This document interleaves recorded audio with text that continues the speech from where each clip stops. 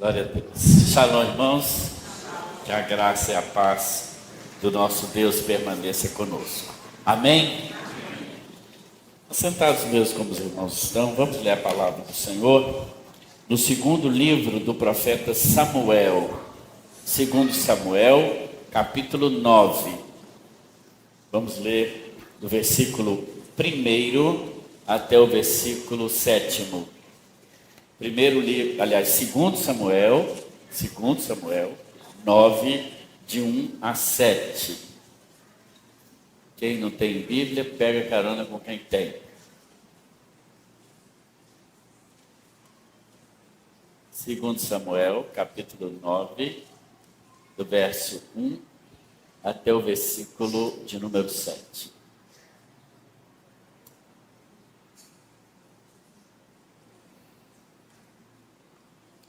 Diz assim a palavra de Deus. Disse Davi: resta ainda, porventura, alguém da casa de Saul para que eu use de bondade para com ele, por amor de Jonatas? Havia um servo na casa de Saul, cujo nome era Ziba. Chamaram-no que viesse a Davi. E perguntou-lhe o rei: és tu Ziba? E respondeu: eu mesmo, teu servo. E disse-lhe o rei: não há ainda alguém da casa de Saul para que use da bondade de Deus para com ele? Então Ziba respondeu ao rei: ainda há um filho de Jonatas, aleijado de ambos os pés. E onde está? Perguntou o rei. Ziba lhe respondeu: está na casa de Maquir, filho de Amiel, em Lodebar. Então mandou o rei Davi trazê-lo de Lodebar, da casa de Maquir, filho de Amiel. E vindo Mefibosete, filho de Jonatas, filho de Saul, a Davi, inclinou-se, prostrando-se com o rosto em terra, e disse-lhe Davi: Mefibosete. E ele disse: eis aqui o teu servo. Então lhe disse Davi: não temas, porque usarei de bondade para contigo, por amor de Jonatas, teu pai, e te restituirei todas as terras de Saul, teu pai, e tu comerás pão sempre à minha mesa. Deus bendito, obrigado pela tua palavra, que ela possa, Pai bendito, também trazer aos nossos corações alento, despertamento, e principalmente, Pai querido, que ela possa nos transmitir o teu grande amor para conosco. Prepara nosso coração e que, no nome do Senhor Jesus, como tem sido até aqui, somente a voz do Senhor seja ouvida nesse recinto. Que, portanto, toda voz contrária se cale, em nome de Jesus. Se você fechou sua Bíblia, eu pediria que abrisse novamente nesse texto que lemos, 2 Samuel capítulo 9, porque essa é uma daquelas histórias, e os irmãos sabem que eu gosto muito das histórias dos anônimos da Bíblia, porque os grandes vultos, os grandes nomes da palavra de Deus, tanto no Antigo Testamento quanto no Novo Testamento, nós já sabemos suas histórias. E eu gosto muito desses anônimos, né? Porque nós aprendemos muito com essas histórias. E temos diante de nós mais uma dessas histórias. Um sujeito chamado Mefibosete, que vai nos ensinar lições maravilhosas a respeito da graça de Deus. Porque nós, quando entendemos o Evangelho, quando entendemos a real mensagem evangélica, nós entendemos que é tudo por obra e graça do nosso Deus, e não pelos nossos méritos. Se somos salvos pela graça de Deus. Se um dia tivemos um encontro com Cristo, só o tivemos pela graça de Deus. E por isso essa história bíblica não está aqui à toa. Aliás, nenhum texto da palavra de Deus foi escrito senão pela vontade do Espírito Santo, como a própria Escritura diz na carta do apóstolo Pedro. Toda a Escritura, ela não vem da parte do homem, mas ela vem da parte de Deus. E algo profundamente importante que nós precisamos aprender ou reaprender é que a graça do nosso Deus é um presente que Ele nos dá.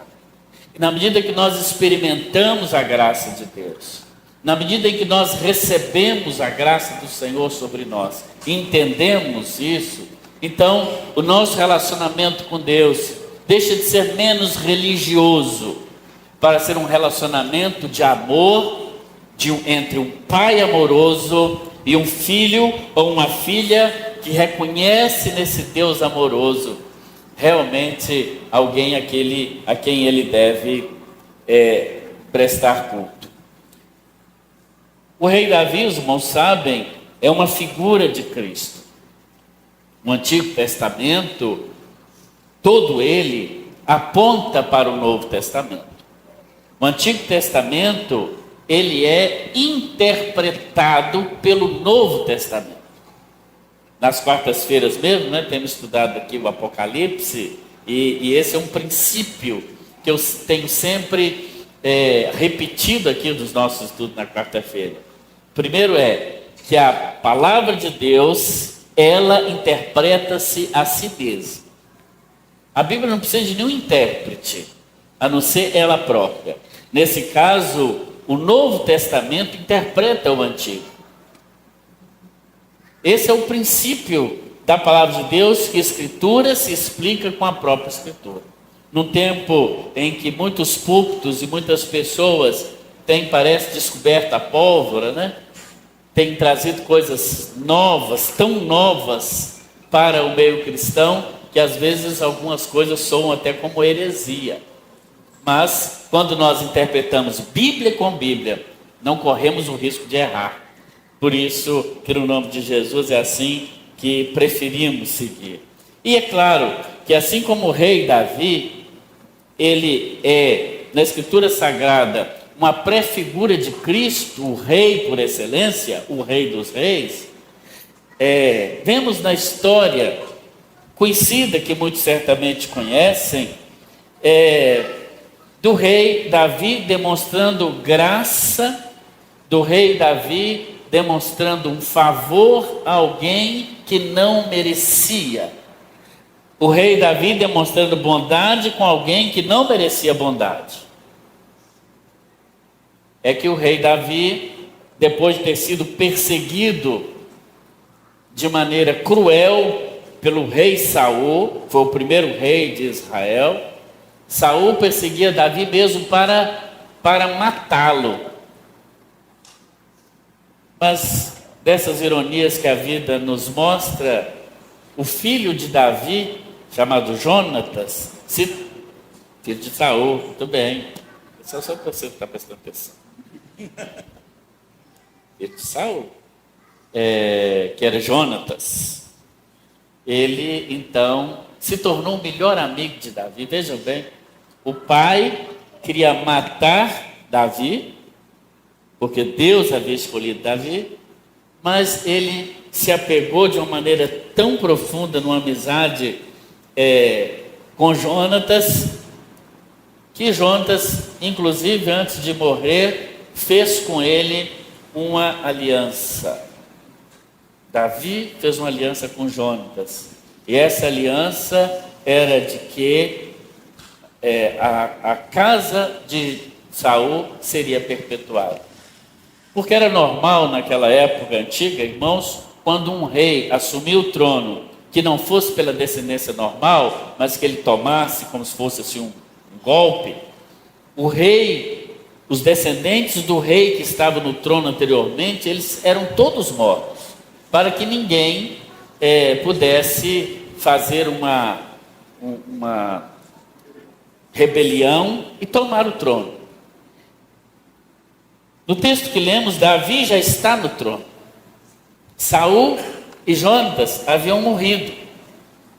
Então, Saul era o rei, Jonatas o filho, certamente o descendente, né, do rei. E Davi, agora, já entronizado rei, ele faz uma pergunta, que é o versículo 1 do texto que lemos de 2 Samuel, capítulo 9. O rei Davi então pergunta a Ziba, um dos seus servos, o seguinte: existe algum descendente de Saul, que era o que o havia perseguido, existe algum descendente de Saul ainda vivo? E ele coloca assim: para que eu possa exterminá-lo? É isso que Davi pergunta no versículo 1? Não.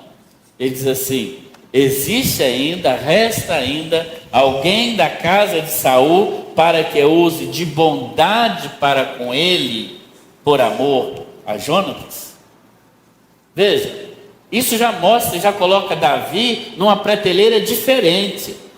Tudo bem, nós sabemos disso, que ele teve lá os seus vários problemas, diversos. Péssimo pai, muito embora fosse um excelente rei. Péssimo marido, muito embora fosse um excelente rei. Mas mostra que Davi era segundo o coração de Deus, como a própria Bíblia fala acerca dele, porque ele tinha um coração gracioso, um coração perdoador. E certamente ele queria demonstrar graça, favor, abençoar alguém da casa do seu arqui-inimigo Saul, para que ele pudesse pagar o mal que havia recebido com o bem. Então Ziba, seu funcionário, diz: existe um filho de Jonatas, neto de Saul, parece que é o único que escapou. Ele é vivo, mas tem um problema com ele. É que ele é aleijado de ambos os pés. Isso talvez para Davi pudesse ser um problema. Mas Davi demonstra algumas coisas a respeito da graça que nós precisamos praticar em nossas vidas, e mais, que nós precisamos entender que se Davi é de alguma maneira a figura do próprio Deus, que é gracioso, nós outros todos, somos também uma figura desse jovem chamado Mefibosete. E o que nós aprendemos com essa história? Uma primeira lição que nós podemos tirar dessa história toda, que lemos do versículo 1 até o versículo de número 7, que demonstra esse amor de Davi por esse jovem, por causa da aliança que tinha com seu pai, é que graça, ou a graça de Deus e a graça que nós devemos demonstrar para com os outros, ela não impõe condições. Ela, como o próprio nome sugere, ela é graça. A graça de Deus não impõe condições para nós. Vejam que a pergunta no versículo 1 não é assim: existe alguém que mereça um favor? Existe alguém da casa de Saul que seja qualificado? Existe alguém que fez um bem? Não. A pergunta é simples: existe alguém da casa de Saul para que eu possa exercer misericórdia? Talvez Davi tivesse esse coração bondoso porque ele próprio tinha sido escolhido por Deus e tinha sido alvo da graça de Deus. Davi era aquele menino que todos nós conhecemos, na sua casa era o último, a ponto de quando o Senhor revela ao profeta Samuel que o próximo rei de Israel, porque Saul havia sido rejeitado pelo próprio Deus, então Deus revelou ao profeta Samuel dizendo: será da casa de Levi o próximo rei. E quando Samuel vai à casa de Jessé, que era o pai de Davi, os irmãos conhecem a história, e passa então todos os filhos de Jessé diante do profeta Samuel, e ele vai olhando, e um deles chama a atenção de Samuel. Era o jovem Eliabe, um rapaz muito bonito, boa estatura, músculos, né? cabeludo, bonito, tinha tudo para ser o rei. E quando quando Samuel vê Eliabe, já no seu coração ele pensa, deve ser esse. Porque o rei era aquele que era o primeiro na batalha. Precisava ser forte, precisava ser alguém de boa estatura. Mas o próprio Deus diz no coração de Samuel, não é este, não é este. Não olhe para a sua estatura, para a sua força, porque Deus não vê como vê o homem. Porque o homem, ou o ser humano, olha para o que é aparente. Mas Deus olha para o coração. Por isso Davi é segundo o coração de Deus. E quando passam-se todos os filhos de Jessé diante do profeta Samuel, e nenhum deles é o que Deus escolheu, Deus não sussurra no ouvido deles sobre ninguém, a ponto de Samuel perguntar a Jessé, mas acabaram-se os jovens? E aí o pai lembra, diz, não, tem mais um, um pequenininho, viu, dos pequenininhos que, um que não tem muque, por isso que eu não faço ginástica, tá vendo? O poder de Deus se aperfeiçoa na nossa fraqueza, né? Tem um que está lá cuidando das ovelhas, porque os maiores, os mais preparados vieram para cá, que ele é tão menino, tão pequeno. Samuel diz, manda buscar o menino. E vem o Davizinho com a sua fundazinha, imagino ele descalço, com a roupinha, um molequezinho, vindo da rua, vindo do cuidado com as ovelhas, brincando talvez, nem fazendo ideia do que estava acontecendo. E quando Davi entra na casa de Jessé, o Espírito Santo de Deus confirma com Samuel e disse, é esse, pode ungir. E ele pega o óleo da unção e unge então Davi, um menino. E Deus diz, é esse. Davi foi alvo da graça de Deus e por isso ele tinha um coração gracioso. Lembro quando eu me formei, eu acho que até disse isso aqui. Esse é o problema de ter um pastor que prega toda semana, né? As histórias se repetem, né, irmã Nadine? Eu me lembro quando eu formei em teologia. Na primeira igreja de Belo Horizonte, estava recebendo meu diploma. E meu pai, seu Nelson, abençoado, homem de Deus, diácono, mas um homem muito simples, muito simples. E ele, quando me cumprimentou na porta da igreja, eu, com aquele chapéu de formando, aquelas roupas bonitas, ele falou assim, o meu filho que eu achei que não ia dar nada, é o primeiro a ter um diploma. Ele estava elogiando, tá, irmãos? Não fiquei bravo, não.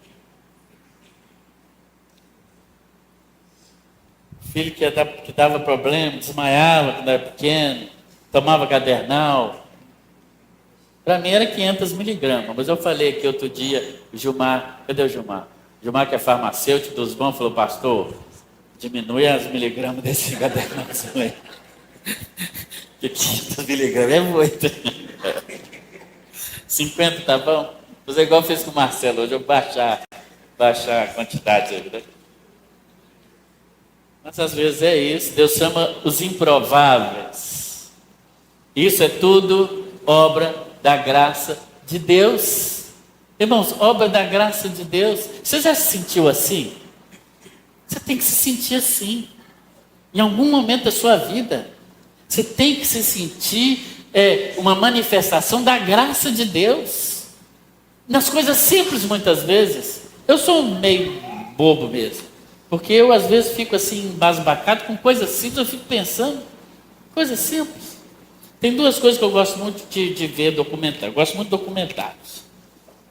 De dois assuntos. O que você gosta de ver? Científico. Eu gosto de ver avião, aqueles aviões enormes, e cobra. Jararaca, eu sei tudo sobre cobra. Se eu ver uma cobra aqui, eu sei se ela é venenosa ou se não é. Sei, estou falando que eu sei. Pico de jaca. Você não sabe o que é achar um pico de jaca. Por causa de quê? Eu tipo, sei tudo sobre isso. Então, você me vê distraído, eu estou vendo essas bobices. Mas eu me lembro pequeno, eu vi aqueles aviões passando lá no alto, assim, só aquela fumacinha. Eu lá na periferia de Belo Horizonte, porque eu sou da periferia, igual aquela música. Do São Raimundo, fomos para Belo Horizonte, para morar no São Gabriel, veja bem, só santo. Gabriel barra pesado, você está vendo aqui lá. E eu olhava aqueles aviões jogando bola no meio da rua, aquela poeira. Eu falava, será que um dia eu vou andar num trem daquele? E não é que eu já andei num trem daquele? Olha para você ver. Isso é graça de Deus. O pé rapado da poeira, da bola de meia, que os povos que nem sabem o que é isso. Jogava bola de gude. Jogava pique de lata. Vocês nem sabem o que é pique de peão, é coisa de menino de apartamento. Pique de lata. Você arrumava uma lata de óleo, que hoje em dia nem o óleo vem na lata mais. O William lembra disso, que está balançando a cabeça. Você jogava a lata o mais longe que você pudesse. E um era o pegador. O pegador ia buscar a lata. No tempo que ele ia buscar a lata e voltava com a pedra, que era o pique, todo mundo tinha que esconder. Ele deixava a lata lá. Vocês têm que brincar disso com os jovens. Só as bobeiradas que vocês arrumam aí, não? E aí ele vai encontrando um por um, mas ele tem que correr no pique e bater a lata 3 vezes. 1, 2, 3, no Edgar. Legal, mas quem já brincou disso? Deixa eu ver. Eram essas minhas brincadeiras, irmão? Pela graça de Deus, Deus nos leva a lugares, a condições que a gente nem imagina. Quem aqui se sente assim, alvo da graça de Deus? Que Deus já te levou a tantos lugares maravilhosos. Que bênção de Deus, que a gente nem imaginava. Eu não estou falando só de bens materiais, estou falando de experiências tremendas, estou falando de coisas que você já viu, de coisas que você já vivenciou na sua vida, de família. Isso é fruto e obra da graça do Senhor. E quem recebe a graça de Deus e as bênçãos do Senhor, precisa ser gracioso com os outros. Esse que Davi, que saiu lá de trás das ovelhas, agora sentado no trono de Israel. Ele não tem um coração de alguém que vai impor a sua vontade sobre ninguém, muito embora pudesse fazer isso, como os reis das outras nações. Ele não tem um coração maldoso, mas ele tem um coração gracioso, porque ele sabia que quanto mais ele demonstrasse graça, tanto mais ele seria bem sucedido. Que bênção! Até a geografia da Palestina nos ensina isso.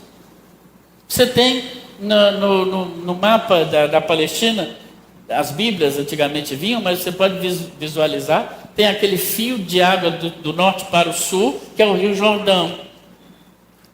Tem então o lago Genezaré, que é o mar da Galileia, que recebe as águas do Rio Jordão e as libera.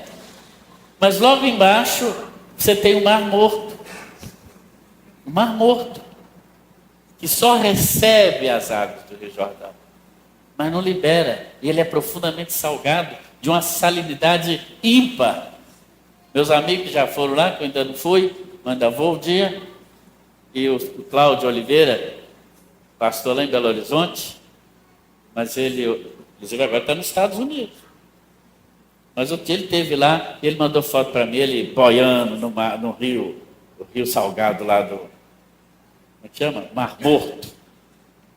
Graça de Deus, mas o Mar da Galileia nos ensina isso.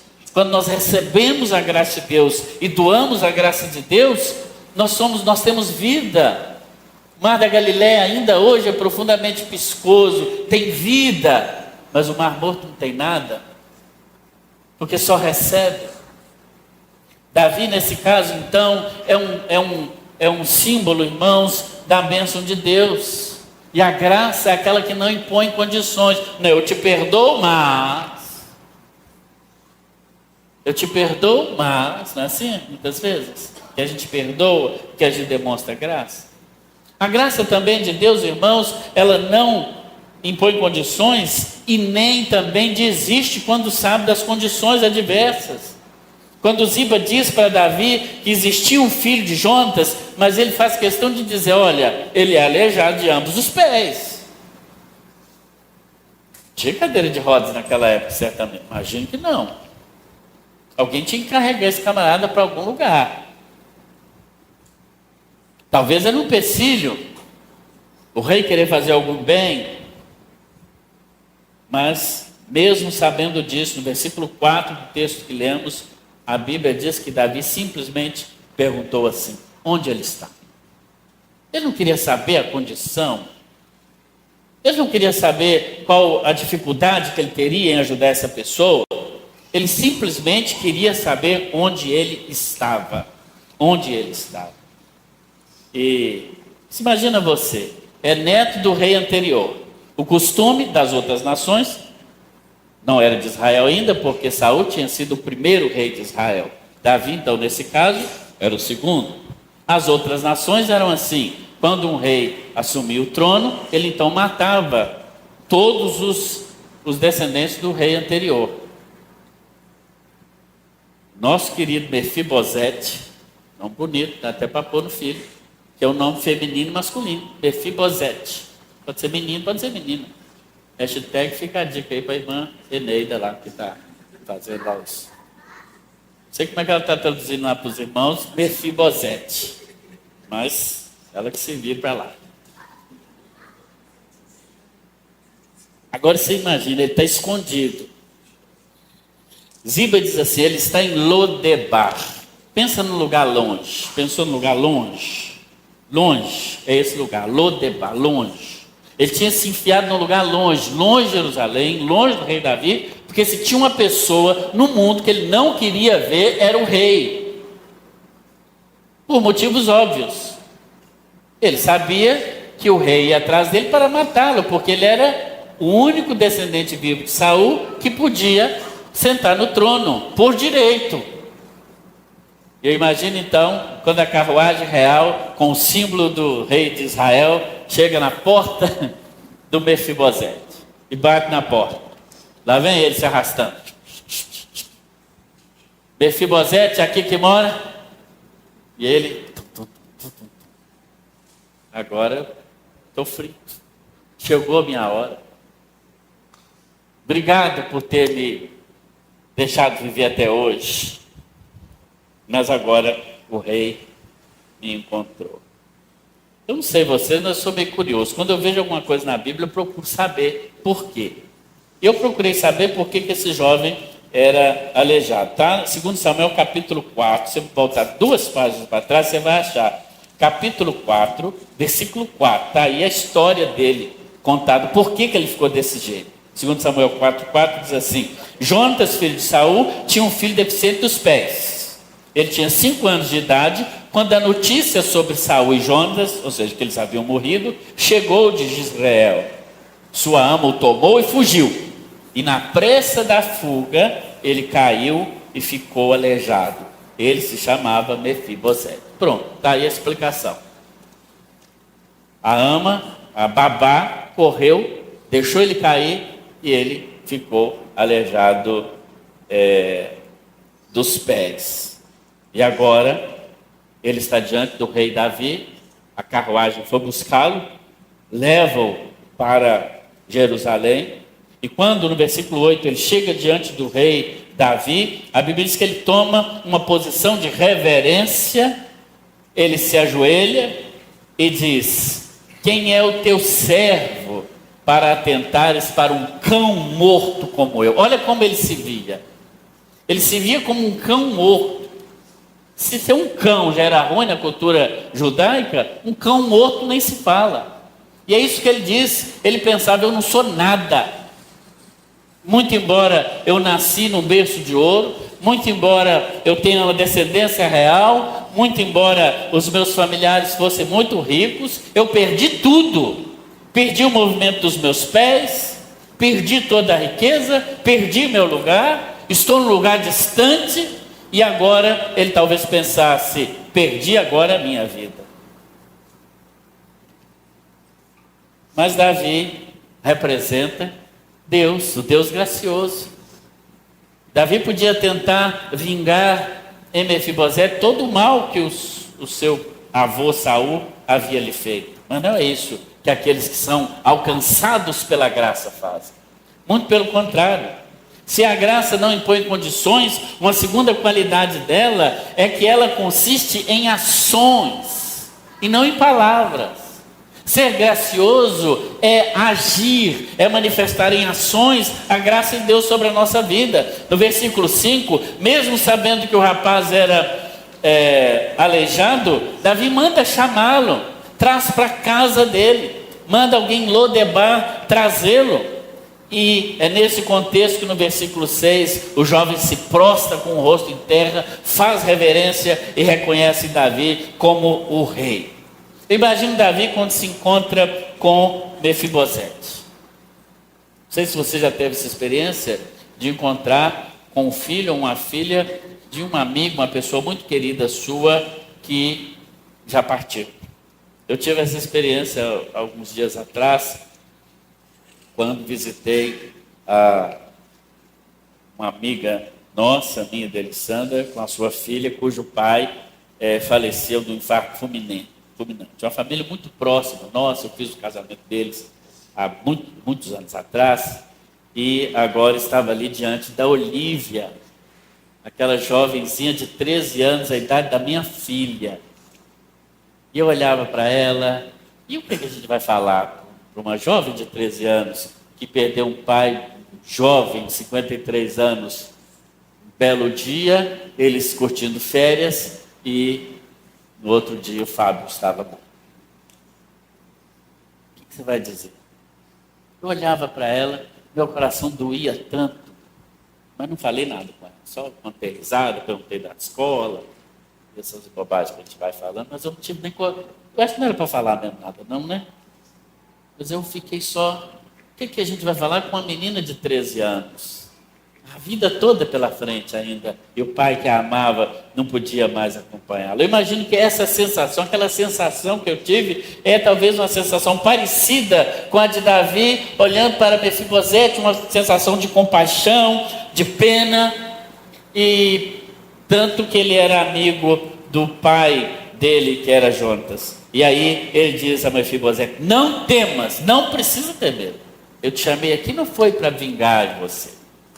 Mas diz o rei, eu serei bondoso, verso 7, para contigo, por amor de Jonatas, o teu pai. E agora ele dá uma notícia interessante, diz assim, ainda no verso 7, não é? Eu restituirei todas as terras de Saul, teu pai, olha para você ver, e tu sempre comerás na minha mesa. Que maravilha. Primeiro, a graça que se manifesta em ações, ele devolve todos os bens que Saul tinha. Certamente tinham sido confiscados, porque ele era um antigo rei. Mas agora Davi diz: tudo que era de Saul, tudo que era de Jonatas, volta para você. Você é o verdadeiro herdeiro de todas as coisas boas. E mais, ele faz o que ninguém entendeu naquele momento. No verso 10 ele diz: a partir de hoje, Mefibosete, você vai comer na minha mesa, na mesa do rei. Eu imagino, no momento do rei se alimentar, imagino aquela mesa muito grande, como aqueles filmes medievais, e o rei posta-se ali na ponta da mesa, e vão chegando os filhos, né, do rei Davi para o jantar. Primeiro chega Tamar, a linda filha do rei, a princesa, com as suas roupas reais, sua coroa de princesa, como a Estela que as crianças estão vendo hoje, e se assenta aquela linda jovem. Daqui a pouco vem Aminon, que era um dos filhos também. Depois chega, senta: oi pai, bom dia, boa tarde, boa noite. Daqui a pouco chega Absalão, o mais bonito de todos, enorme, cabeludo. Só o cabelo dele pesava não sei quantos quilos. Que beleza. A Bíblia diz sobre Absalão, as meninas já estão até rindo aí, imaginando, Absalão. A Bíblia diz que ele era o mais alto dos rapazes da parada. Que do ombro para cima não tinha ninguém maior, ou seja, ele andava olhando todo mundo mais baixo que ele. Absalão. Tinha toda essa... Chegava Absalão. E aí, coroa? Beleza? Imagina Absalão, um cara assim, descolado. Chegava, sentava. Chegava os outros. Ia comendo a uva, a fruta. Daqui a pouco... Um barulho. Quem está chegando? Mefibosete se arrastando. Dando bom dia. Todo mundo olhando para ele. Ele vem, dá um salto. Senta na cadeira. E aí, galera, cheguei. Aquele lugar definitivamente não era dele. Ele não combinava com aquela atmosfera real. Como ele mesmo diz de si, ele era um cão morto, um ninguém, um nada. Ele tinha ido para Lodebar, o lugar mais longe que tinha. Mas a graça de um rei gracioso se lembrou dele, foi lá buscá-lo e restituiu tudo que ele tinha e disse: a partir de agora você come. E talvez você está se perguntando aí, o que eu tenho a ver com isso? Com essa história das antiguidades. O que eu tenho a ver com essa história de Davi? Tudo, absolutamente tudo. Porque a graça de Deus, que se manifesta em ações, ela se manifesta em uma ação de Deus por nós. E mostra então que a graça de Deus, representada aqui por Davi, ela também nos alcança hoje. Ela vem ao nosso encontro, ela vem ao nosso alcance. É como a mão de Deus estendida para nós também. Porque assim como o Mefibosete, nós fomos aleijados pela queda espiritual. Nós também caímos espiritualmente. Em Adão, todos nós caímos diante de Deus e pelos nossos próprios esforços não conseguimos chegar ao Senhor. É a palavra de Deus que deixa isso muito claro quando diz: não há um justo, nem um sequer, porque todos pecaram e estão separados da glória de Deus. É a palavra de Deus que diz também: estando nós mortos em nossos delitos e pecados. Essa é a condição do pecador. Portanto, Mefibosete nos traz uma figura nossa própria, da nossa própria condição humana, que somos pecadores e sem a graça de Deus em Cristo, estamos espiritualmente aleijados, estamos sem movimento. O mesmo aconteceu conosco. Assim como Mefibosete também, sem a graça de Deus, nós estamos longe do amor de Deus, profundamente longe, num lugar deserto, onde a graça não nos pode alcançar. Não fosse pela graça de Deus, todos nós teríamos perecidos em nossos miseráveis esforços para nos esconder de Deus. Como Adão, como Eva, nossos primeiros pais, que no jardim, depois de terem pecado, também se esconderam. Mas Deus sempre vem ao nosso encontro. Mas Deus sempre vem ao nosso encontro, como veio a Adão e Eva, e pergunta: onde estás? A carruagem do reino de Deus sempre para a nossa porta, em nossa busca, e pergunta: é aqui que mora Marcelo? É aqui que mora Edgar? É aqui que mora? Muitas vezes nós trememos diante de Deus. Muitas vezes, como diz o próprio salmista, os nossos pecados fazem divisão ou trazem distância entre nós e o nosso Deus. E talvez como Pedro, quando Jesus chega à beira da praia e ele está pescando e ele reconhece que é Jesus, ele diz: Senhor, afasta de mim que eu sou pecador. Nós pensamos que um Deus tão gracioso não tem nada a ver com pecador. Eu quero dizer a você hoje à noite, tem tudo a ver com pecador. É bem verdade que ele tem nada a ver com pecado, mas tem tudo a ver com pecador. É a graça de Deus que vem em nosso favor. Me lembro daquela história daquela jovem que, prestando a profissão de fé para ser batizada na igreja, então, antigamente vocês lembram, as pessoas botavam um banco assim na frente, as pessoas sentavam e faziam perguntas. As mais difíceis, quase um concílio para pastor. Você já leu a Bíblia toda? Não sei o que, não sei o que. Tinha uma pergunta interessante que o povo fazia assim: se você afastar da igreja, você vai aceitar a visita? Ele já está pressupondo que ele vai afastar da igreja, ele nem entrou. Mas uma das perguntas para aquela jovem foi assim: como foi que você encontrou com Jesus? Ele disse: não, eu não encontrei com Jesus. Mas foi aquele burburinho. Ué, então não pode ser batizado. Aí ele explicou: foi Jesus que me encontrou. Eu estava perdido. Foi Ele que veio. Foi Ele que fez o convite para a vida eterna. Foi Ele que na carruagem da graça, um dia chegou na minha porta, chamou pelo meu nome e me trouxe para junto dele. E é Ele, na pessoa de Cristo, que quer também devolver a nós tudo aquilo que foi tirado, e a principal coisa é a salvação em Cristo Jesus. A graça de Deus, assim como a graça de Davi para Mefibosete, ela também não quer saber da nossa condição.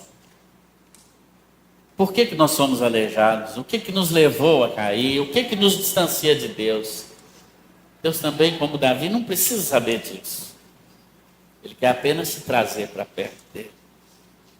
Ele não desiste de nós quando sabe das nossas condições, as mais terríveis. Isso é graça. Ele não impõe condições. As religiões, sim, impõem 1000 condições. Mas a graça de Deus não, ela é graça. E Ele te chama a viver na presença dEle. Ele nos chama a comer na sua mesa como um de seus filhos, mesmo que nós não mereçamos. Porque em Cristo fomos reconciliados. Mas muitos de nós talvez não consigamos ganhar esse presente. Porque as nossas mãos já estão cheias, muitas vezes, da nossa autocomiseração. De nós termos pena de nós mesmos. Ou talvez já estão cheias dos nossos próprios sacrifícios humanos. Para dizer: não, eu sou uma pessoa muito boa. Eu não mato, não roubo, não faço mal para ninguém. Eu sou uma pessoa muito boa, sou muito caridoso. Suas mãos já estão cheias de tantas boas obras, que quando Deus quer te dar esse presente de graça, ela não encontra lugar mais. Como disse C.S. Lewis, num de seus livros falando sobre a graça, ele diz assim: uma pessoa com as mãos cheias de pacotes não pode receber o presente gracioso de Deus. Como estão as suas mãos? Cheias de justiça própria? Não, eu mereço. Nós não merecemos absolutamente nada. Os pregadores modernos da atualidade muitas vezes têm pregado: você merece, você é filho de Deus, você merece tudo. Merece não, você é um cão morto. E é o Senhor, pela graça dele, que vem e te chama: vem para mim, vem para mim. Como escreve Paulo aos Efésios, capítulo 2, de 4 a 7. O apóstolo Paulo diz: Deus, que é riquíssimo em misericórdia, pelo seu muito amor com que nos amou, estando nós ainda mortos em nossas ofensas, nos vivificou juntamente com Cristo, e nos ressuscitou juntamente com Ele, e nos fez assentar nos lugares celestiais em Cristo. Que maravilha isso, poder desfrutar da presença de Deus, poder desfrutar realmente, mesmo nessa vida, da bênção do Senhor. É interessante que mesmo vivendo nessa vida, com todas as limitações que vivemos, para nós, para aqueles que são salvos, para aqueles que são de Cristo, já é viver uma parte do céu nesta vida. Você mesmo já falou agora há pouco, já experimentou um pouco da graça de Deus. Já experimentou um pouco desse privilégio, mesmo nessa vida, de lugares onde Deus já te levou, que você sabe que você não merecia, que talvez seus pais não foram tão longe, você está indo além deles, ou seus avós. Mas isso é muito pouco diante de tudo que Deus tem para realmente para você, em Cristo Jesus. Ele te vivificou, estando nós ainda mortos nos nossos pecados, e nos levou a nos assentar nos lugares celestiais em Cristo. É esse que você é. Quem é você em Cristo? Você é filho de Deus. Você é filha de Deus. Quem é você em Cristo? Você é herdeiro de todas as promessas escritas na palavra do Senhor, não pelo seu mérito próprio, mas pelos méritos de Cristo. Quem é você em Cristo? É aquele que pode se assentar à mesa do Senhor e comer dos manjares espirituais que o Senhor já te dá. Se você está vivendo uma vida menor que isso, saiba que você pode e ainda é alvo da graça de Deus e pode viver uma vida espiritualmente ainda muito mais abençoada.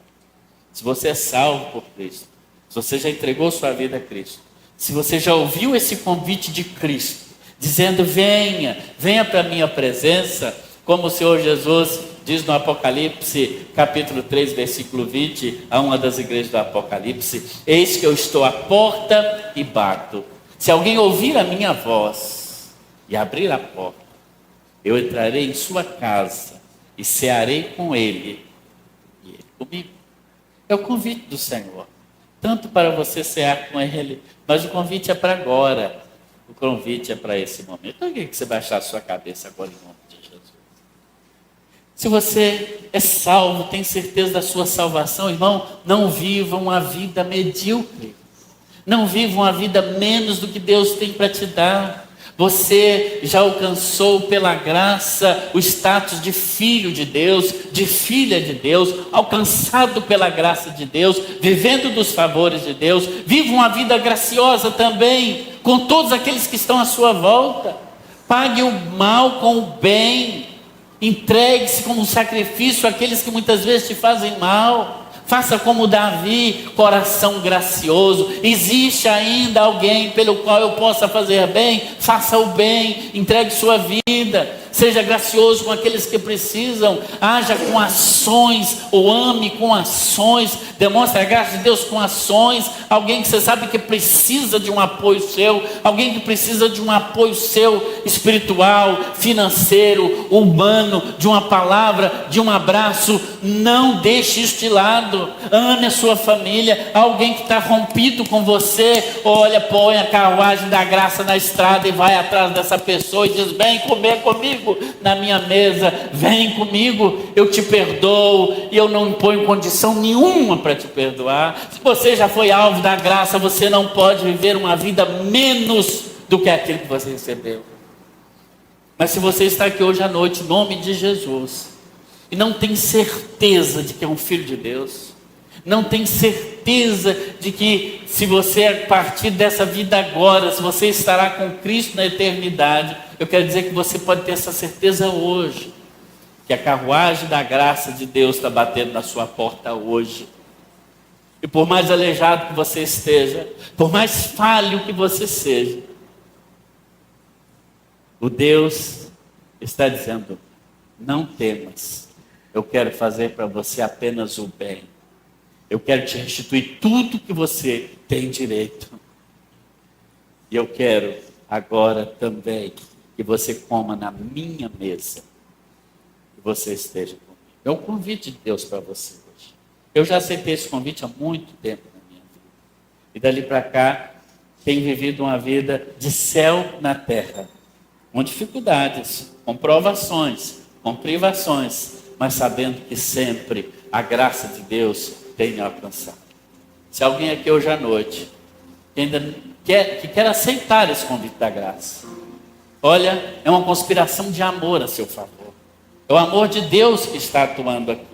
E a carruagem da graça do Senhor está passando e chamando o seu nome. Assim como ele chegou em Mefibosete e disse: Mefibosete, é você? É você? Não tenha medo. Não tenha medo.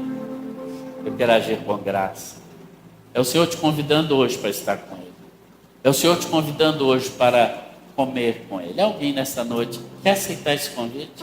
Quer dizer: eu quero. Eu preciso da graça de Deus. Eu entendo agora que mesmo não merecendo absolutamente nada, eu quero estar nesse lugar abençoado de filho de Deus, mesmo não merecendo. Alguém levanta a sua mão onde quer que você esteja para orar por você. Com esse gesto você estará dizendo: sim, eu entendi essa palavra. Entendi que o Senhor é gracioso para comigo e quer me dar uma vida de vitória, uma vida de bênção, uma vida de perdão. Alguém, qualquer pessoa, levanta a sua mão na galeria, aqui embaixo, em nome de Jesus. Você estará dizendo com esse gesto: olha, eu quero ser alvo da graça do Senhor. Alguém? Vou perguntar pela última vez. Alguém? Agora eu quero inverter esse apelo. Eu quero que todos aqueles, então, que se entendem alvos da graça de Deus, que têm recebido o favor imerecido da salvação, você fique em pé onde você está. E com esse gesto você estará dizendo: eu sou grato a Deus pela salvação que Ele já me deu, que eu já possuo em Deus. Com esse gesto de ficar em pé, você está dizendo assim: eu quero agradecer ao Senhor por tantas bênçãos que Ele tem derramado sobre a minha vida, por tantos livramentos. E com o gesto de ficar em pé, você está dizendo: eu quero agradecer a Deus porque eu não mereço de maneira nenhuma a salvação. Não mereço mesmo. Mas graciosamente o Senhor veio em meu favor, assim como Davi a Mefibosete, e Ele, pela graça dele, hoje me fez habitar nos lugares altos. Pela graça dele, eu possuo a salvação. Pai bendito, muito obrigado. Obrigado por Jesus, teu Filho. Obrigado pelo grande amor que o Senhor nos demonstrou. Nós não somos capazes sequer de falar sobre esse amor, porque ele é imensurável.